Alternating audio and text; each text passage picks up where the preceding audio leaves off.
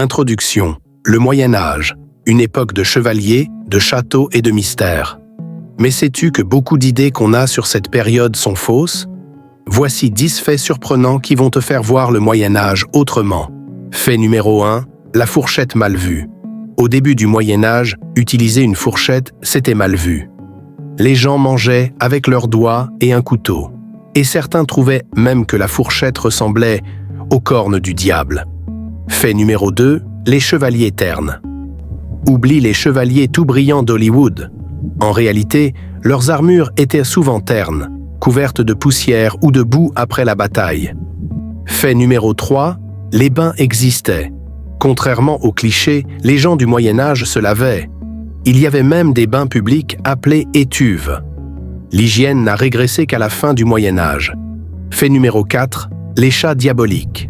Les chats, surtout les noirs, étaient parfois accusés de sorcellerie. Les tuer a eu une terrible conséquence. Plus de rats, et donc plus de peste. Fait numéro 5, les universités sévères. Les premières universités médiévales, comme Paris ou Bologne, imposaient des règles très strictes, couvre-feu, interdiction de taverne, mais les étudiants étaient déjà rebelles. Fait numéro 6, le pain d'assiette. Au Moyen Âge, le pain servait d'assiette. On appelait ça un tranchoir. Après le repas, il était mangé ou offert aux pauvres.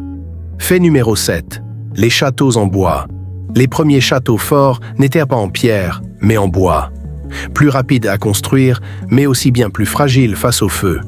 Fait numéro 8, la médecine des humeurs. La médecine médiévale reposait sur la théorie des 4 humeurs, sang, bile jaune, bile noire et flegme. On faisait même des saignées pour rééquilibrer le corps. Fait numéro 9, le faux droit de cuissage. Le fameux droit de cuissage, une légende. Aucune preuve historique ne montre que les seigneurs pouvaient réclamer une nuit de noces à leurs vassaux. Fait numéro 10, les horloges publiques.